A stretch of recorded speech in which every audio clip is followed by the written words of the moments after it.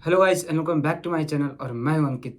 तो last 2 video में मैंने डाला था यूट्यूब पे कि कैसे मैंने 45 डेज के अंदर 494 मार्क्स लाया था, और एक और वीडियो मैंने डाला था कि मैंने 40 डेज में कैसे 140 स्कोर किया था। मेरा जो फिजिक्स का लास्ट ईयर स्कोर था 140 था। तो मैंने 40 डेज का एक प्लान बनाया था, बताया था आप लोगों को, और बहुत सारे लोगों ने उस वीडियो को देखा। फिर मैंने अपना जो शॉर्ट नोट्स बनाया था उसे भी मैंने अपलोड कर दिया था अपने टेलीग्राम पे। तो उससे भी बहुत सारे बच्चों का हेल्पफुल हो रहा था। लेकिन बहुत सारे बच्चे फिर एक कमेंट कर रहे थे कि भैया आप एक केमिस्ट्री का भी एक प्लान बना दो हमें, क्योंकि मेरा खुद का नीट में सिलेक्शन नहीं हुआ था। लेकिन अभी भी ऐसे बहुत सारे बच्चे हैं जो कैटेगरी में इंडिया में जिनका 500 पे सिलेक्शन हो जाता है और जिनका टारगेट ही है 500, और बहुत सारे बच्चे जो पहले से उनका तैयारी बेटर है, वो अच्छा है, तो अभी से ही उनका सिलेक्शन हो जाएगा, मतलब अच्छा नंबर ला सकते हैं। तो बहुत सारे बच्चे थे कि भाई केमिस्ट्री का एक ऐसा बना दो, कुछ कुछ मतलब एक अच्छा प्लानर बना दो, हाई वेटेज चैप्टर बना दो, क्योंकि जब से सिलेबस रिड्यूस हुआ है ना, सब बच्चे कंफ्यूज है कि कहाँ से क्या पढ़ना है, नहीं पढ़ना है। तो अभी दो तीन तरह के बच्चे, एक है उनका जिनका सिलेबस लगभग कंप्लीट हो चुका है, तो वो बच्चे अभी रिवीजन पे फोकस कर रहे हैं, लेकिन उनको ये भी नहीं समझ में आ रहा कि रिवीजन कैसे करना है। तो उसके लिए ये वीडियो हेल्पफुल होने वाली है। दूसरी कैटेगरी के बच्चे जो आधा अधूरा पढ़ चुके हैं और उनको नहीं समझ में आ रहा कि आगे कैसे कंप्लीट करें, और एक ऐसे कैटेगरी का बच्चा जिनका भी कोई हेल्थ इशू या फिर किसी कारण की वजह से भी कुछ भी नहीं पढ़ पाया है केमिस्ट्री में, और उनका फिर भी टारगेट है कि 100+ लाना है। तो आज के इस वीडियो में मैं जो डिटेल एक एनालिसिस किया हूँ, जो अभी जो सिलेबस अपडेट हुआ है उसके हिसाब से, कि कैसे आप प्रैक्टिकली जो पॉसिबल है, कुछ ऐसा मैं नहीं बताऊंगा कि एकदम 40 दिन में या 30 दिन में आप 150 ला लोगे, 160 ला लोगे अभी जीरो से स्टार्ट करके, ऐसा मैं कुछ नहीं बोलने वाला जैसा यूट्यूब पे बोलते हैं। मैं जो प्रैक्टिकली पॉसिबल है, जो आप कर सकते हो, रियल में कर सकते हो, कि आप 40 डेज या फिर 30 डेज अभी जो भी बचे हैं उसमें आप कैसे 120+ मार्क्स ला सकते हो इजिली, 12 से 13 चैप्टर पढ़ के, जो केमिस्ट्री में इजिली आप स्कोर कर सकते हो। बस उसको आप अच्छे से करो, रिवीजन करो और क्वेश्चन अच्छे से बनाओ, तो आप इजिली स्कोर कर सकते हो। तो बस यही है, कुछ आज का वीडियो होने वाला है। तो चलिए वीडियो को स्टार्ट करते हैं। तो सबसे पहले मैं बताऊं कि अगर आपने भी केमिस्ट्री में कुछ भी नहीं पढ़ रखा है, कुछ भी नहीं पढ़ रखा है, फिर भी आपका स्कोर है कि आपको 500 लाना है, कि या फिर कुछ भी स्कोर लाना है, एक पार्टिकुलर स्कोर लाना है, आपने अभी तक कुछ भी नहीं पढ़ रखा है, तो अभी से पढ़ना स्टार्ट कर दो यार। और मैं क्या बोलूँ, किसी भी रीजन से आप नहीं पढ़ रहे थे तो उसको भूल जाओ, अभी से पढ़ना स्टार्ट करो। और अगर बात करूँ कि आप 12 से 13 चैप्टर है केमिस्ट्री के, जो काफ़ी ज़्यादा इंपॉर्टेंट हाई वेटेज चैप्टर है, जैसे मैंने फिजिक्स के बताया उसी तरह से केमिस्ट्री का है। बस इसे आप अच्छे से कर लोगे तो 120+ आप इजिली स्कोर कर लोगे। लेकिन इसे करना मतलब ये नहीं कि सिर्फ लेक्चर देख लिए या फिर कहीं से वन शॉट देख लिए। करना मतलब आपको अच्छे से क्वेश्चंस करना होगा, और किस चैप्टर में क्या करना है वो भी मैं बताऊं। तो सबसे पहले मैं स्टार्ट करता हूं कि जैसे सबको पता है कि केमिस्ट्री में 3 पार्ट होते हैं, फिजिकल, इनऑर्गेनिक और ऑर्गेनिक। तो मैं स्टार्ट करूं इनऑर्गेनिक से, क्योंकि अभी से लास्ट के टाइम पे जो मैकेनिज्म वाली चीज़ें होती है, याद करने वाली चीज़ें होती है ना, वो ज़्यादा इंपॉर्टेंट होती है। क्योंकि अगर आपने पहले से अगर कुछ भी नहीं पढ़ रखा है तो आप सोचोगे कि स्टार्टिंग से न्यूमेरिकल बेस्ड पे डायरेक्ट कूद जाऊं, तो वो पॉसिबल नहीं है। तो पहले मैं इनऑर्गेनिक का बताऊं। तो इनऑर्गेनिक में 14-15 क्वेश्चन देखने को मिलते ही हैं, 15-15 तीनों से क्वेश्चन आते हैं। तो अगर मैं बताऊं तो आपको कौन कौन सा चैप्टर करने हैं, आप चाहो तो राइट डाउन कर लो, क्योंकि मेरे पास डिजिटल बोर्ड है नहीं कि मैं वो चीज़ें आपको बता सकता हूँ। जो चीज़ें है उसी में आप काम चला लो। तो अगर मैं बताऊँ तो सबसे पहला जो चैप्टर है वो पीरियोडिक टेबल। पीरियोडिक टेबल सबसे पहले आपको इनऑर्गेनिक में, अगर आपने भी कुछ भी नहीं कर रखा तो आप पीरियोडिक टेबल से स्टार्ट करो। पीरियोडिक टेबल को आप पढ़ना स्टार्ट करो, और पीरियोडिक टेबल में जितने भी ट्रेंड्स वाले क्वेश्चन है या फिर जितने पीरियोडिक प्रॉपर्टीज है, सबको आप अच्छे से पढ़ दो। ज़्यादा बड़ा चैप्टर नहीं, बहुत ही आसान चैप्टर, उसे आप कर लो। उसके बाद उसे करने के बाद जो नेक्स्ट चैप्टर पे मूव ऑन करना है वो है केमिकल बॉन्डिंग। देखो, अगर मैं एक शब्द में बोलूँ, मैं एक पहले भी वीडियो में बता चुका हूँ कि अगर इनऑर्गेनिक का अगर कोई जान या फिर बेस या कुछ भी है ना, बैकबोन है, तो है केमिकल बॉन्डिंग। केमिकल बॉन्डिंग से लोगों को लगता है 3 से 4 क्वेश्चन आता है, लेकिन अगर मेरा मानना है तो वहां से 6 से 7 क्वेश्चन आते हैं। क्योंकि अगर बात करें केमिकल बॉन्डिंग का, तो उसका जो बाउंड्री है ना, कि कहाँ से कहाँ क्वेश्चन आता है, वो लिमिटेड नहीं है। उसका जो क्वेश्चन होते हैं, पी ब्लॉक में भी जो क्वेश्चन आपको देखने को मिलेंगे वो लगेगा कि केमिकल बॉन्डिंग का ही है। अगर आपने केमिकल बॉन्डिंग कर रखा, अच्छे से कर रखा, तो P block, D block, F block में जिसमें जो ट्रेंड्स वाले क्वेश्चन आते हैं ना, वो आपको इजिली आप कर पाओगे। तो सबसे ज्यादा जो ध्यान देना हो केमिकल बॉन्डिंग पे देना है। भले आप पी ब्लॉक को अगर एक टाइम के लिए आप दिमाग में ला रहे हो कि इसे छोड़ दे, लास्ट में टाइम नहीं बच रहा है, उसे छोड़ देना, लेकिन केमिकल बॉन्डिंग को कभी मत छोड़ना। उसके बाद जो नेक्स्ट चैप्टर है वो 2 चैप्टर है, मैं बता रहा हूँ, पी ब्लॉक या फिर डीएनएफ ब्लॉक। तो ये दोनों में ऑप्शनल है, आप दोनों में कोई एक चैप्टर कर लो, पी ब्लॉक कर लो अच्छे से या फिर डीएनए ब्लॉक कर लो। देखो, पी ब्लॉक में जो अब जो नया जो सिलेबस है उसमें ये बदलाव किया गया है कि उसमें कंपाउंड्स नहीं पूछे जाएंगे। तो पी ब्लॉक को अगर आप करना चाह रहे हो तो उसमें क्या करना है, उसमें जो केमिकल प्रॉपर्टीज और फिजिकल प्रॉपर्टीज है, बस वो आप अच्छे से कर लो। उसमें जो चार्ट बना रखा है एनसीईआरटी में, वो चीजें आपको अच्छे से कर लेना है। और डीएनए ब्लॉक की बात करूँ तो भी आपको सेम ही करना है। पहले जो कंपाउंड से जो ज्यादा एक अच्छा खासा क्वेश्चन देखने को मिलते थे, जो थोड़ा सा अच्छा लेवल का होता था, अब वो कंपाउंड हट गया, तो क्वेश्चंस अब आपको देखने को नहीं मिलेंगे। इसलिए मैं बोल रहा हूँ ना, केमिकल बॉन्डिंग को सबसे ज्यादा ध्यान देना उस पर। उसके बाद एक है कोऑर्डिनेशन कंपाउंड, 12 से ये सब 11th का चैप्टर था और पी ब्लॉक तो 12th में भी आती है। एक है जो पी ब्लॉक जो करना है 11 12 दोनों का करना अगर आप कर लेते हो, एंड डीएनए ब्लॉक। एक 12th का जो सबसे इंपॉर्टेंट चैप्टर, जो सबसे हाई स्कोरिंग चैप्टर होता है, जो कि एक चैप्टर बोलो तो आपको ऐसे मुफ्त में नंबर देखने को मिलेंगे, वहां से वह कोऑर्डिनेशन कंपाउंड। आप कोऑर्डिनेशन कंपाउंड अच्छे से कर लो, आप 3 क्वेश्चंस आपके इजिली आप सही कर पाओगे। और उसमें भी है ना कि कोऑर्डिनेशन कंपाउंड में क्वेश्चंस गलत नहीं होते हैं, अगर आपने अच्छे से पढ़े तो उसका सही होने का जो चांसेस है वो काफी हाई होता है। आप 1 मिनट के लिए मानो तो पी ब्लॉक या फिर केमिकल बॉन्डिंग से क्वेश्चंस आपके गलत हो सकते हैं, लेकिन आपने अगर कोऑर्डिनेशन कंपाउंड अच्छे से पढ़ रखा है तो आपके वहां से क्वेश्चन गलत होने का जो चांसेस है वो काफी कम हो जाते हैं।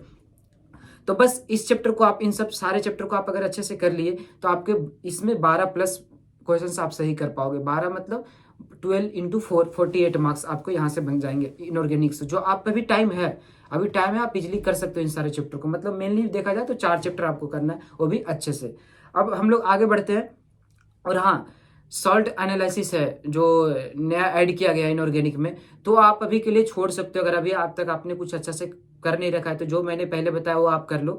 सॉल्ट एनालिसिस को छोड़ दो, रहने दो, क्योंकि जो आपसे हो रहा है यार पहले उसे करो, फालतू का भी नई चीज़ों पे जंप ना करो। अब बात करूँ फिजिकल केमिस्ट्री के लिए, तो फिजिकल केमिस्ट्री के लिए सबसे जो जो एक चैप्टर है ना, जो कहाँ से आपको स्टार्ट करना है, देखो लास्ट में बहुत सारे मेरे को बच्चे टेक्स्ट करते हैं कि भाई लास्ट में फिजिकल केमिस्ट्री छोड़ रहा हूँ, फिजिक्स छोड़ रहा हूँ। तो भाई अगर आपका मार्क्स है 300 300 400 लाना तो आप छोड़ सकते हो, ऐसा नहीं है। लेकिन अगर आपके मार्क्स, आपका जो टारगेट है 550 या 500 मार्क्स है कि आपके कैटेगरी के अनुसार इतने मार्क्स में सिलेक्शन हो रहा है, तो आपको फिजिकल केमिस्ट्री करके जाना होगा। अब फिजिकल केमिस्ट्री कहाँ से करना है मैं चीज़ आपको बताता हूँ।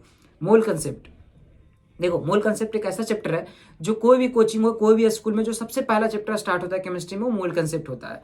तो लोग तो ज़्यादा टाइम उसको पढ़ ही रखे होते हैं। अगर आपने अभी भी पढ़ नहीं रखा है, कहीं भी अच्छे से ध्यान नहीं दिया है, तो स्टार्ट कर दो यार मोल कंसेप्ट। 1 से 1.5 दिन में आप इजिली खत्म कर सकते हो उस चैप्टर को। और मोल कंसेप्ट को सबसे पहले पढ़ना है, क्योंकि मोल कंसेप्ट है ना जो बिल्डिंग ब्लॉक है फिजिकल केमिस्ट्री का, तो वहां से चीज़ों को आप स्टार्ट कर सकते हो। आज आगे चीज समझने के लिए आपको मोल कंसेप्ट आना बहुत ही जरूरी है। मोल कंसेप्ट पढ़ना, उसके बाद एटॉमिक स्ट्रक्चर। एटॉमिक स्ट्रक्चर आप मॉडर्न फिजिक्स में भी पढ़ते हो, वहाँ थोड़ा कम पढ़ने को मिलता है, यहाँ पे ज़्यादा पढ़ने को मिलता है। तो एटॉमिक स्ट्रक्चर भी फॉर्मूला बेस्ड और इजी चैप्टर है, तो वहाँ से आप उस चैप्टर को इजिली कर जाओ, आपके मार्क्स गेन हो जाएंगे वहाँ से अच्छे।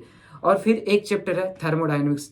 थर्मोडायनेमिक्स बच्चों को हार्ड लगते हैं, बच्चे इसको छोड़ के जाते हैं, लेकिन मैं आपको पर्सनली बोल रहा हूँ बिल्कुल इसे छोड़ के मत जाना, क्योंकि थर्मोडायनेमिक्स है ना वो चैप्टर फिजिक्स में भी आते हैं और केमिस्ट्री में भी आते हैं। कुछ चीज़ें बस उसमें बदलाव है, बाकी सब कुछ मैक्सिमम चीज़ सेम है, बस उसमें साइन का हेर फेर है। उसमें साइन कुछ पॉजिटिव में होते हैं तो इसमें निगेटिव में होते हैं, इसमें निगेटिव में होते हैं तो उसमें पॉजिटिव में होते हैं। तो थर्मोडायनेमिक्स आपको अच्छे से करके जाना था, क्योंकि इसमें 2 से 3 क्वेश्चंस देखने को मिलते थे प्रीवियस ईयर में, और इस बार कुछ चैप्टर को रिमूव किया गया तो इससे क्वेश्चंस बढ़ने की चांस है। और काफ़ी इजी चैप्टर है, फॉर्मूला बेस्ड है, जो गैस लॉ वगैरह जो इसमें आते हैं, कुछ चीज़ें जो आप पहले गैस स्टेट में भी पढ़ते थे, उन्हीं सब चीज़ों को थोड़ा सा एलेबोरेट करके पढ़ना है। तो आप थर्मोडायनेमिक्स आप अच्छे से कर लेना। उसके बाद जो नेक्स्ट चैप्टर करना है वो करना है इक्विलिब्रियम।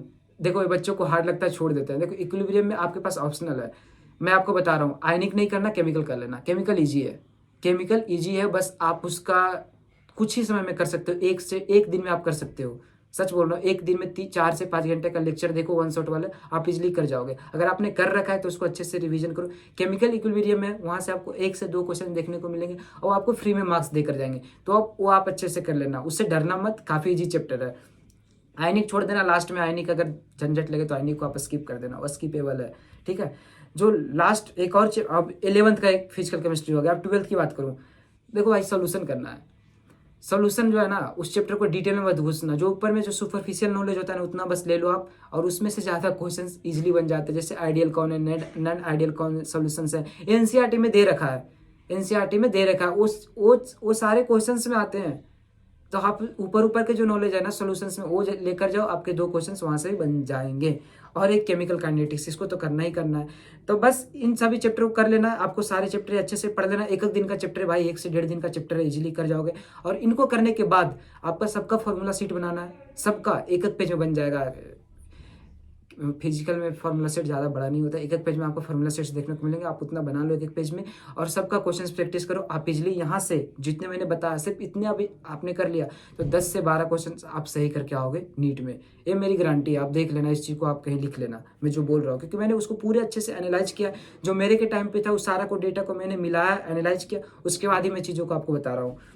अब चलते हैं जहाँ पे बच्चों को सबसे ज़्यादा डर लगता है, वो है ऑर्गेनिक। मुझे भी अपने टाइम पे डर लगता था, तो मैं बताता हूँ ऑर्गेनिक। सबसे पहले तो ऑर्गेनिक में एक चीज़ समझ ही नहीं आता कि भाई स्टार्ट कहाँ से करूँ। ये आधा बच्चों को ये भी नहीं पता, जब मेरे टाइम में मुझे भी नहीं पता था कि ऑर्गेनिक को पढ़ना कैसे है। तो सबसे पहले आपको 1 मिनट में बताता हूँ कि आपको पढ़ना कैसे। देखो, ऑर्गेनिक का जो करने का जो सही तरीका है वो ये है कि सबसे पहले आपको नोमेनक्लेचर का जो छोटा छोटा जो नाम होता है, ज़्यादा बड़ा बड़ी भी नहीं बोल रहा हूँ आपको, जो छोटा छोटा जो नाम होता है कॉमन नेम और IUPAC, उसका थोड़ा सा आपको जानकारी होना चाहिए। जब आप यूट्यूब पे जाओ, 1 से 1.5 घंटा के लेक्चर मिलेंगे, वहाँ से कर लो और आप अपने नोटबुक में उसको लिख लो। वो करने के बाद जो नेक्स्ट चैप्टर पे आपको मूव करना है, वो सबसे ज़्यादा इंपॉर्टेंट चैप्टर। आइसोमेरिज्म पे ज़्यादा टाइम मत देना, क्योंकि आइसोमेरिज्म से डायरेक्ट क्वेश्चंस नहीं आते, उसको मिलाकर क्वेश्चंस आते हैं आगे। तो वो चीज़ें आप D form, S form, L form, वो सब चीज़ें आप ऐसे ही सीख जाओगे आगे पढ़ते पढ़ते। तो उसको आप उस पर ज़्यादा टाइम नहीं देना, ठीक है। मैं आपको बताता हूँ सबसे ज़्यादा कि GOC पे सबसे ज़्यादा टाइम देता है। जैसे अगर मैं इनऑर्गेनिक की बात करूँ, जब वहाँ पे सबसे ज़्यादा केमिकल बॉन्डिंग को टाइम देना है, तो इसी तरह से जो backbone of the organic chemistry है ना, वो है GOC, जनरल ऑर्गेनिक केमिस्ट्री। इसको आपको अच्छे से पढ़ लेना है। जितने भी इसमें आते हैं स्टैटिक वाला, बेसिक वाला क्वेश्चंस, या फिर जो भी है, जो भी जितने भी इफेक्ट्स हैं, जितने भी इलेक्ट्रॉनिक इफेक्ट्स हैं, सबको आपको अच्छे से करना है। इसमें इतने सारा क्वेश्चंस बनते हैं, और अगर आपने अच्छे से नहीं कर रखा तो आप डायरेक्टली NCERT पढ़ोगे तो आपको कुछ समझ में नहीं आएगा। तो सबसे पहले आपको GOC करना है। GOC करने के बाद आपको जो नेक्स्ट चैप्टर करना है वो बायोमोलिक्यूल्स करना है। मैं हाइड्रोकार्बन की भी बात नहीं कर रहा हूँ, सबसे पहले जाके बायोमोलिक्यूल्स करना है, क्योंकि बायोमोलिक्यूल्स एक ईजी चैप्टर है, और वो चीज़ें हमको वहाँ पे भी देखने को मिलती है। कहाँ पे? बायो में। तो बायोमोलिक्यूल्स को आपको करना है। यहाँ से 2 से 3 क्वेश्चंस आपको देखने को मिलेंगे, क्योंकि पॉलीमर वगैरह को हटा दिया गया है, तो बायोमोलिक्यूल्स से क्वेश्चंस का जो नंबर वो अल्टीमेटली बढ़ जाएगा। वो हर कोई ऐसा साल नहीं है जहाँ में बायोमोलिक्यूल्स से क्वेश्चंस नहीं आया, और काफ़ी इंपॉर्टेंट चैप्टर है। तो बायोमोलिक्यूल्स करना, अगर आपने GOC और बायोमोलिक्यूल्स को अच्छे से कर रहा है, तो यही दोनों से आपको 6 क्वेश्चन देखने को मिल जाएंगे, 5 से 6 क्वेश्चन।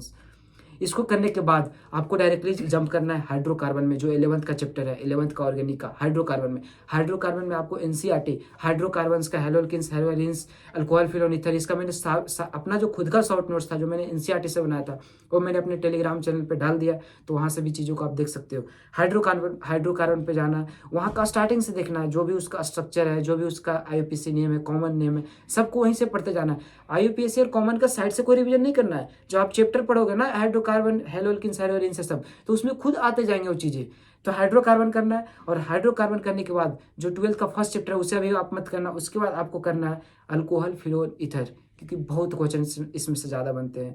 जो ऑक्सीजन कंटेनिंग कंपाउंड्स है ना, अल्कोहल, फिनोल और ईथर, इसको आपको अच्छे से करना है। अगर इतने में टाइम बचे तो 12th का जो फर्स्ट चैप्टर है, hello alkenes and hello arenes, उसके बाद ही करना। अगर इतना भी आपने अच्छे से कर लिया तो 10 से 12 क्वेश्चंस आप यहाँ से इजीली कर जाओगे। और एक बात कि आपको करना कैसे है, मतलब ऑर्गेनिक में ये सब करने के बाद आपको मेनली किस चीज़ पे ध्यान देना है, ये भी तो मेरा बताना काम है ना। तो सबसे ज़्यादा जो ध्यान देना है वो आपको देना है नेम रिएक्शन पे। जितने भी चैप्टर के नेम रिएक्शन से अप्रॉक्स 50 से 55 नेम रिएक्शन है, उसको आप 2 से 3 पेज में कहीं लिख लो, और उसको आप डेली देखो, डेली देखो, अभी से लेकर नीट तक डेली देखो, आप डेली देखो। वहाँ से 2 से 3 क्वेश्चन देखने को मिलते हैं नेम रिएक्शन से ईजिली। और नेम रिएक्शन में कुछ टेस्ट भी आते हैं, और उस टेस्ट को भी ध्यान रखना है कि कौन से कलर से क्या बदलता है, नहीं बदलता, उस टेस्ट का नाम क्या है, वो चीज़ें आपको ध्यान रखना है। 2 से 3 क्वेश्चंस आपको यहाँ से फ्री देखने को मिलेंगे, बस इतना आपको करना है। उसके बाद जो मैं नेक्स्ट बताऊँ, IUPAC तो आपको देख ही लोगे, जब चैप्टर पढ़ोगे हाइड्रोकार्बन वगैरह तो IUPAC देख लोगे। उसका GOC तो मैंने बता दिया। GOC को एकदम तो ऐसे पढ़ना है ना जैसे कोई भी क्वेश्चन आए, आप एकदम सडन से उसको बना लो, मुंह पे आपके टिप्स पे होना चाहिए वो क्वेश्चन। और एक कन्वर्जन, जो आप देखोगे ना पूरा ऑर्गेनिक को, अगर एक चीज़ पे अगर उसको पूरा एनालाइज करोगे तो उसमें सबसे ज़्यादा क्वेश्चंस क्या आते हैं, तो कन्वर्जन और रिएजेंट का नाम, कि हम किस चीज़ से क्या कन्वर्ट कर रहे हैं और उसमें रिएजेंट क्या यूज हो रहा है, बस यही चीज़। इतना चीज़ आप कर लो जो भी मैंने बताया केमिस्ट्री में, होपफुली आप 32 से 35 क्वेश्चंस आप इजीली कर जाओगे। और इतना अगर कर रहे हैं मतलब 120 से 140 नंबर आप बना कर आओगे। अगर कितना भी कम करोगे, अगर 140 बना रहे हो, कोई भी गलती वगैरह भी हुआ तो 120 नंबर आपके इजीली आ जाएंगे। बस अभी से आपको करना, आपने कितना कर रखा है नहीं कर रखा है डजेंट मैटर। अभी से अगर आपने 0 भी है तो ऐसा नहीं करो कि डायरेक्टली 160 150 पे आप जंप कर जाओगे। अगर 0 भी है तो आप इस चीज़ों को स्टार्ट करो। अगर चलो 120 नहीं आया, 100 नंबर तो आएंगे ना, क्योंकि ये प्रैक्टिकली पॉसिबल है। जो चीज़ें मैंने बताया आप कर सकते हो। अगर आपका 50% हो चुका है सिलेबस, 70% हो चुका है सिलेबस, आपको ये चीज़ें समझ में नहीं आ रही कि रिवीजन कहाँ से करूँ, तो जो मैं टेक्निक बताया बस उसको अच्छे से रिवाइज करो। अभी बच्चे हैं, जो मैंने बताया मात्र 13 से 14 चैप्टर है, अगर आप एक चैप्टर को 2 दिन भी दे रहे हो, फिर भी आप इज़िली आपके पास 10 दिन एक्स्ट्रा बच जाएँगे उसको रिवीजन भी करने को। तो आप प्लीज़ चैप्टर को अच्छे से पढ़ो। जितना मैंने फिज़िक्स के लिए जो भी चीज़ें बताया था आप कर रहे हो, मुझे उस चीज़ के लिए खुशी है कि आप चीज़ों को अच्छे से कर रहे हो। बहुत सारे बच्चों का अच्छा फीडबैक आ रहा है मेरे पास। केमिस्ट्री का भी करो, क्योंकि ये ज़रूरी नहीं यार कि आपका मेरा नंबर पे सिलेक्शन नहीं हुआ था मैं, लेकिन फिर भी अभी मैं खुश हूँ यार अपनी चीज़ों पे। लेकिन मेरे पास बहुत सारे बच्चों का अच्छा फीडबैक आ रहा है कि भैया आप अच्छे कर रहे हो, हमें इसी तरह से बताते रहो, उनका सिलेक्शन हो जाएगा। बहुत सारे को 400 में सिलेक्शन हो रहा है, 500 में सिलेक्शन हो रहा है। तो आप लोगों का ही सिलेक्शन हो जाएगा, उसमें मेरी बहुत बड़ी खुशी हो जाएगी। तो ठीक है, इन्हीं सब चीज़ों को आप अच्छे से करो, ज़्यादा दिमाग मत लगाओ, ज़्यादा चीज़ों को अभी देखो मत। बस एक एक होता है ना, यूनिडायरेक्शनल में चलो, अपने दिमाग को थोड़ा रखो, एक अच्छा प्लानर बना के खुद से काम करो। आपके ट्रस्ट करो, आप खुद पे बिलीव करो। आपके सिलेक्शन होना नहीं होना, लेकिन अगर आप अपना बेस्ट दोगे कि एक अच्छा खासा आप मार्क्स गेन कर पाओगे। तो बस यही कुछ था भाई, खुद पे कॉन्फिडेंस रखो, मैं यही लास्ट में बोलूँगा। और अगर आप बहुत सारे लोग वीडियो को देखते हैं लेकिन चैनल को सब्सक्राइब नहीं करते भाई, तो please do subscribe the channel, कि इससे मुझे भी थोड़ी मोटिवेशन मिलती है। तो मिलते हैं अगले वीडियो में, तब तक के लिए बाय एंड टेक केयर।